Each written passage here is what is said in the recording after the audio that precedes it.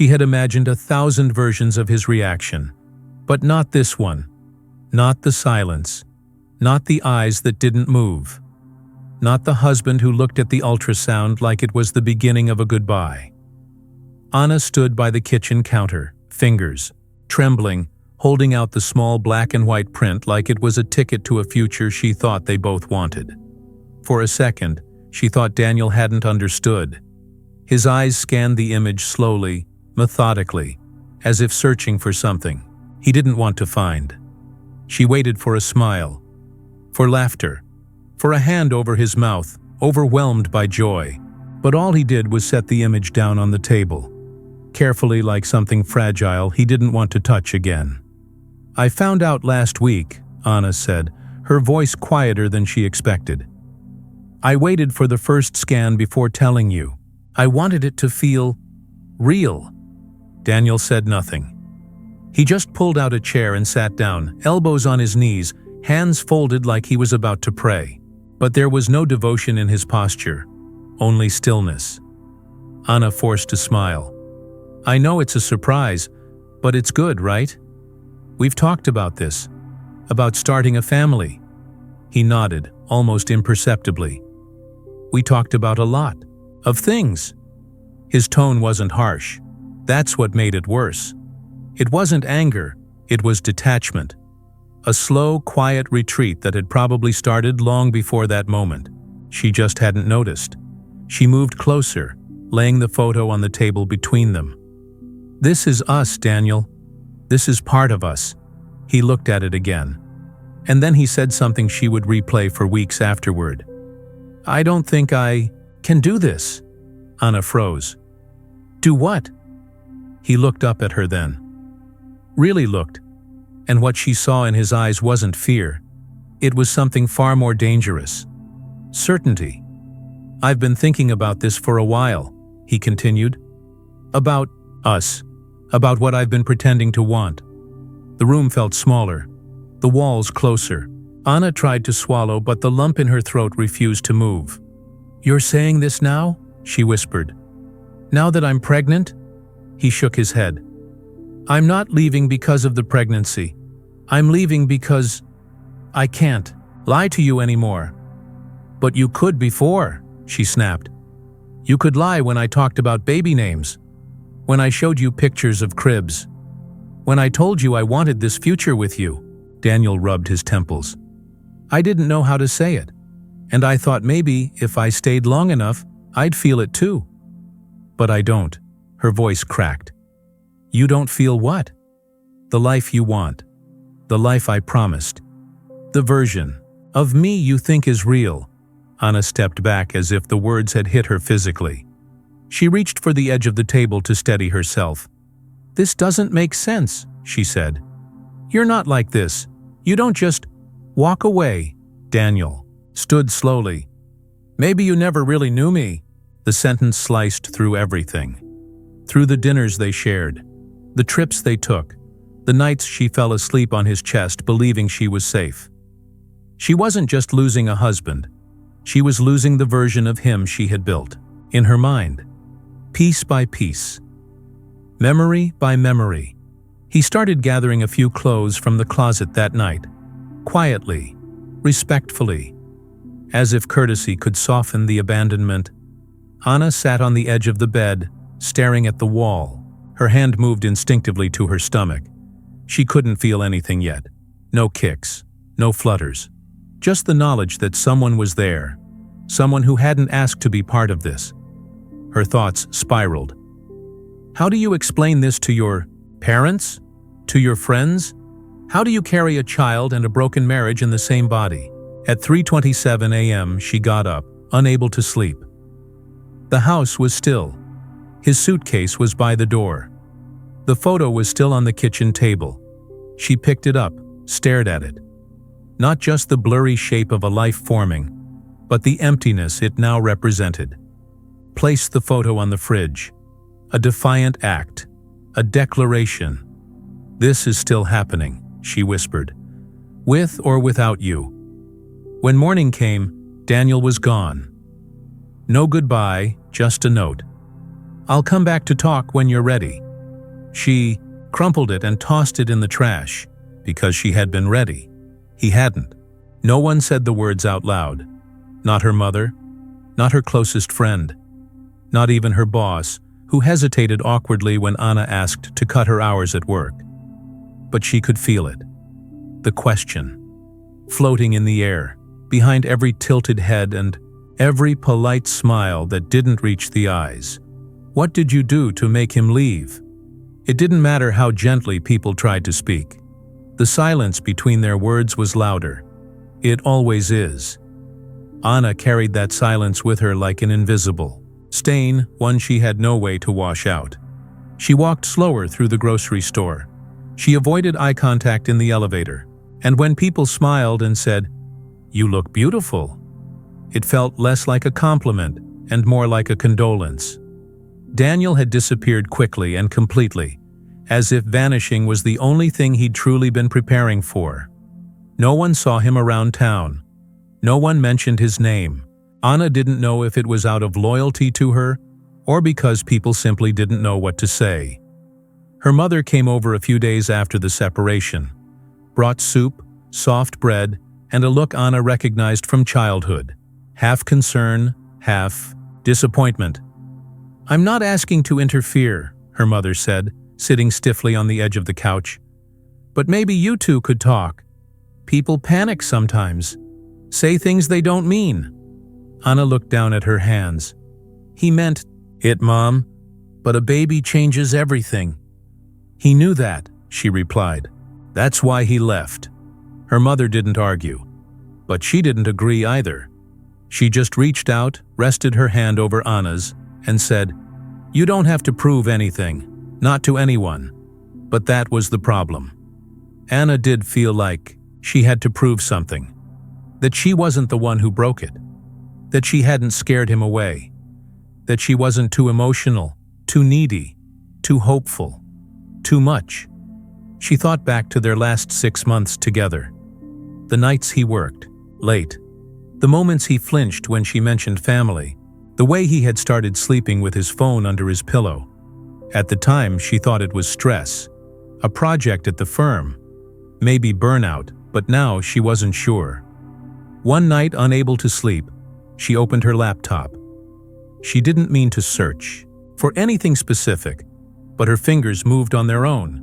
She typed his name, his firm, his LinkedIn. His name still appeared connected to hers. Married. Location. Same city. Then something else caught her eye. A comment under a recent post. A woman's name. Familiar. She clicked. The profile was private, but the photo wasn't. A conference. 3 months ago. Daniel was in the corner of the group shot, smiling, standing beside her, closer than appropriate. Anna remembered the trip.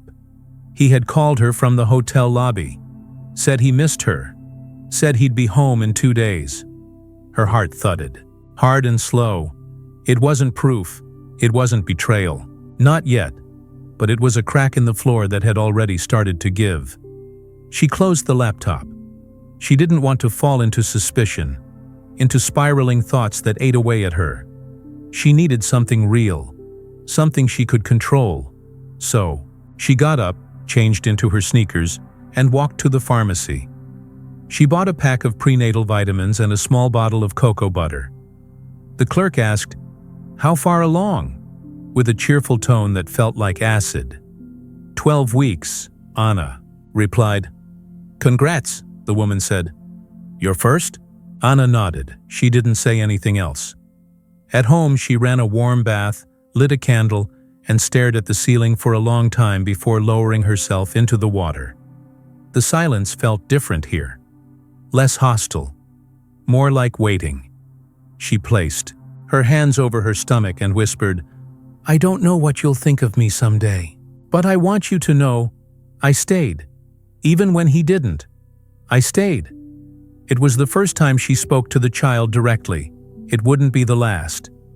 In the days that followed, Daniel didn't call. He didn't text. But one morning, she received a letter. A real one. In his handwriting. Her breath caught the moment she saw the envelope. She didn't open it right away.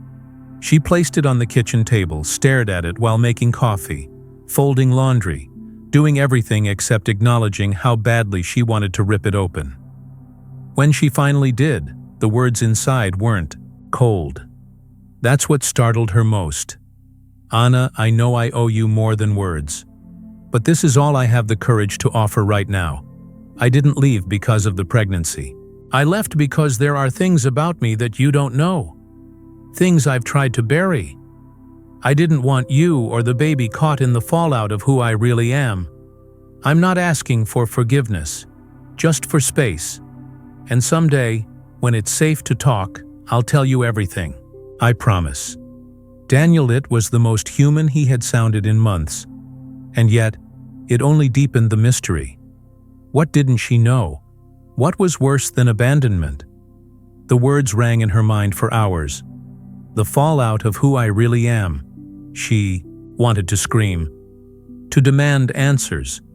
But she also felt something new rising beneath the confusion, a calm she hadn't expected. She folded the letter, placed it in a drawer, and whispered, "Then I'll build my life outside your fallout." It wasn't closure, but it was enough for today. Anna didn't expect anything when she knocked on the door. She had driven in silence, one hand on the wheel, the other resting protectively over her belly. For days, the letter Daniel sent had played on repeat in her mind. Not the words exactly, but the weight of them. The strange way he had framed his absence not as abandonment, but as protection. As if his leaving had been an act of mercy. As if she had been spared from something worse than being alone. Now, she needed to know what that was. The woman who opened the door looked startled at first. She was older than Anna expected, maybe late 40s. Brown hair pulled back tightly, lines beneath her eyes that hadn't been there in the conference photo. She wore no makeup, just a simple sweater, and the look of someone who didn't like surprises. "Hi," Anna said. I'm sorry to just show up like this." The woman hesitated. Then, "You're Anna." Anna blinked. "You know who I am?" She opened the door wider. "Come in." The apartment was clean, too clean, as if it were always waiting for company but never actually got any. The woman motioned for Anna to sit. She offered tea. Anna declined. "I'm Marisa," she said, finally sitting across from her. "I work with Daniel, or used to." Anna nodded. "I saw the photo from the conference." "I figured that's why you're here." There was a long pause between them. Not hostile, just full. "I'm not here to accuse you," Anna said. "I'm here to understand." Marisa looked away, then stood up abruptly and walked to the bookshelf. She pulled something from the middle shelf, a small leather-bound notebook, and turned it over in her hands like she was unsure what to do with it. "We weren't having an affair," she said finally. Anna said nothing.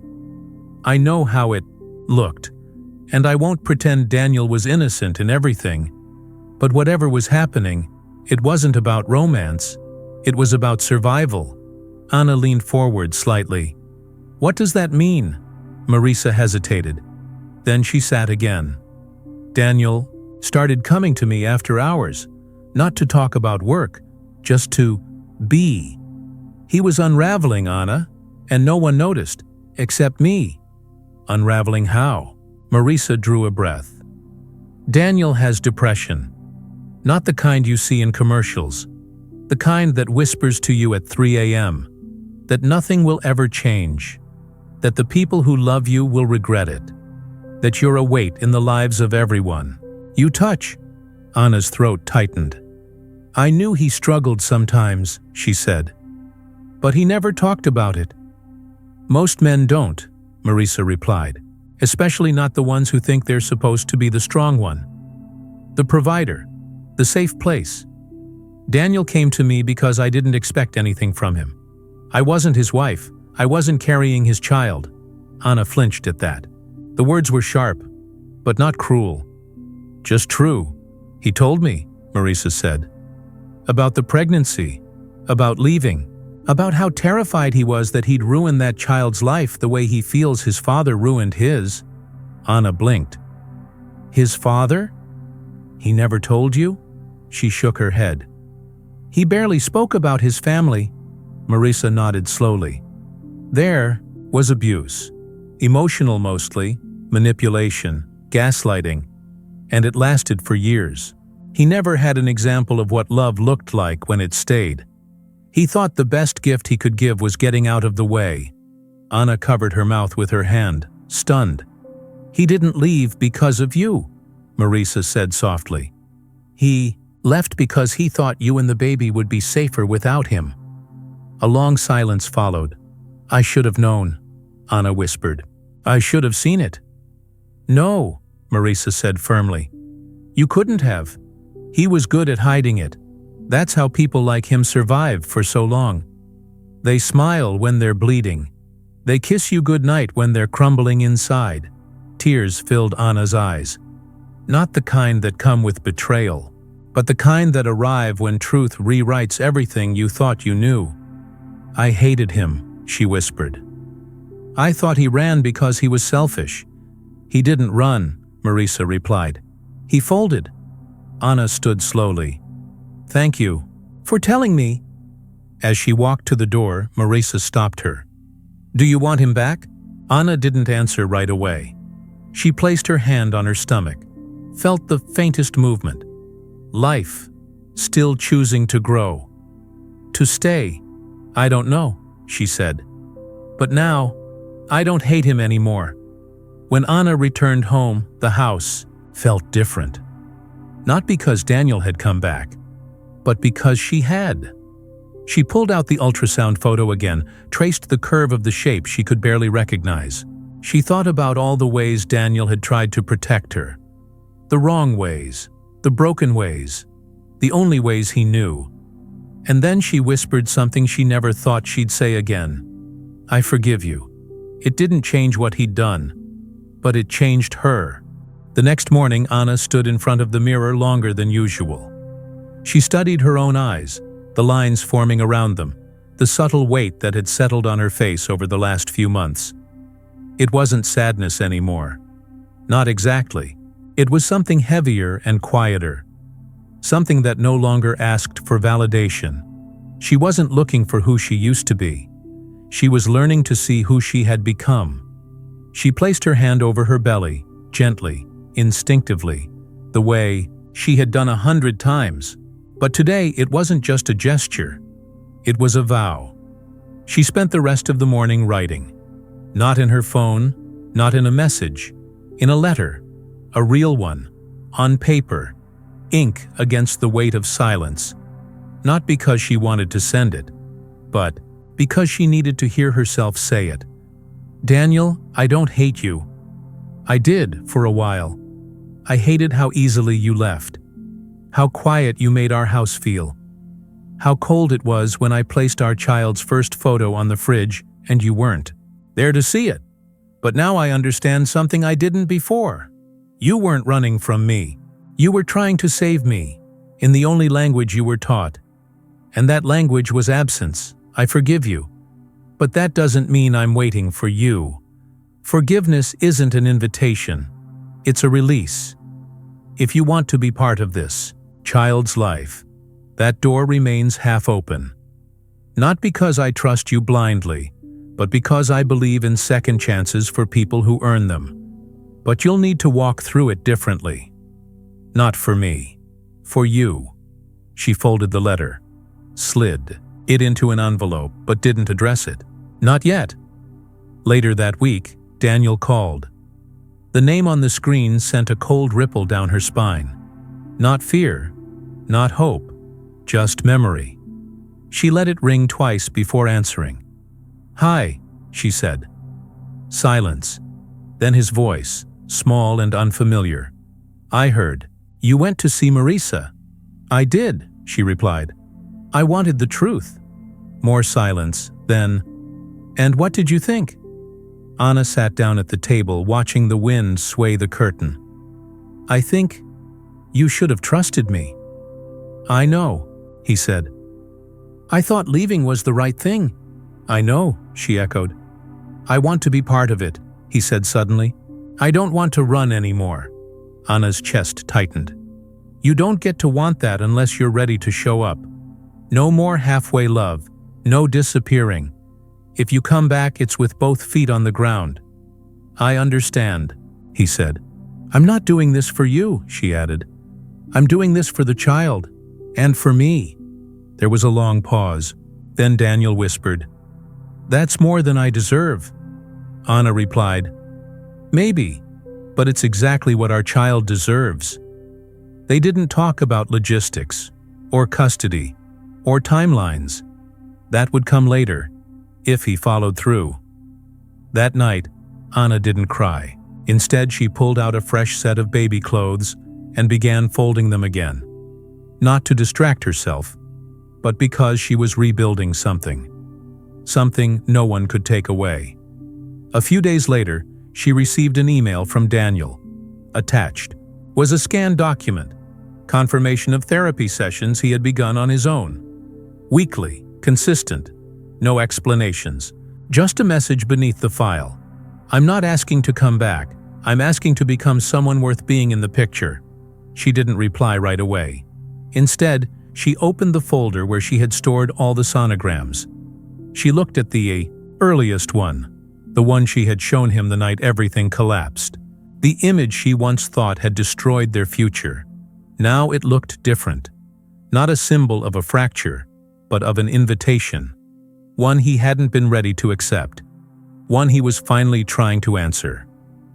Anna wrote in her journal that night, "I thought strength meant shutting doors, but maybe it means learning when to open them, even if just a crack. Maybe it means trusting that people can change, or trusting myself enough to know if they don't, I'll still be okay." Then she looked out the window. The same view, but not the same woman. And certainly not the same ending. The day her son was born, Anna didn't expect the world to change. There were no grand signs, no movie scene monologues, just the sterile rhythm of the hospital, the faint smell of antiseptic, and the quiet grip of her fingers around the edge of the bed as the contractions came and went like tides.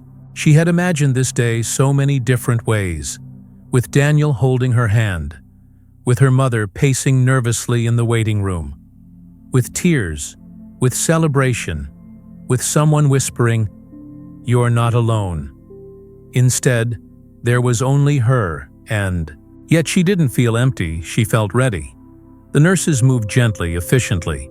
They coached her through the pain, guided her breathing, counted through the chaos. When the baby finally arrived, tiny, screaming, impossibly real, Anna didn't cry at first. She just stared at him, at his face, at the way he gripped her, pinky finger, like he already knew something about survival. She whispered only 3 words, "We made it." And that was enough. Later, as the room quieted, a nurse handed her a small envelope. "There's a letter," she said, "from the father. He left it at the front desk this morning." Anna hesitated, then opened it. "Anna, I didn't come inside because I didn't want to take up space I haven't earned. But I'm here, outside, waiting. And if there's ever a moment you feel ready, not for us, but for me to meet him, I'll still be here.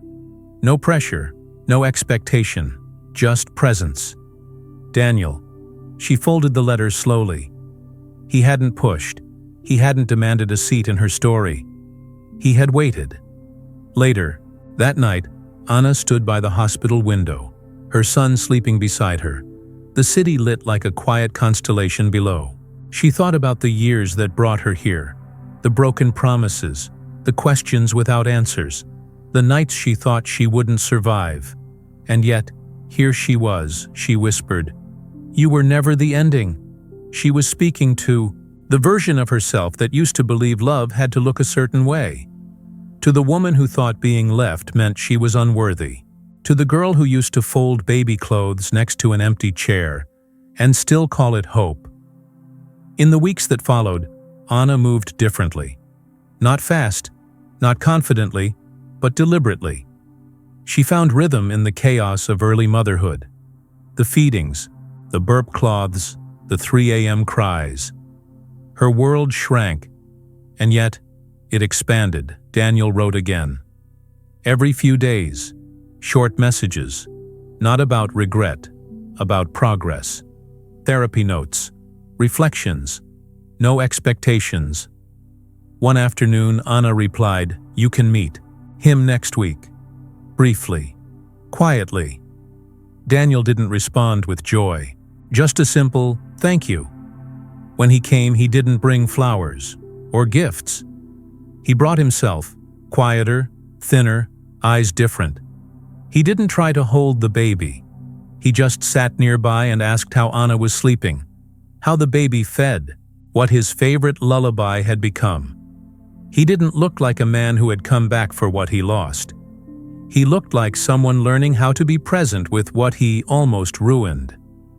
After he left, Anna didn't cry. She smiled because she realized something important. She had forgiven him not for him, but to protect her own peace. Her strength hadn't come from shutting him out.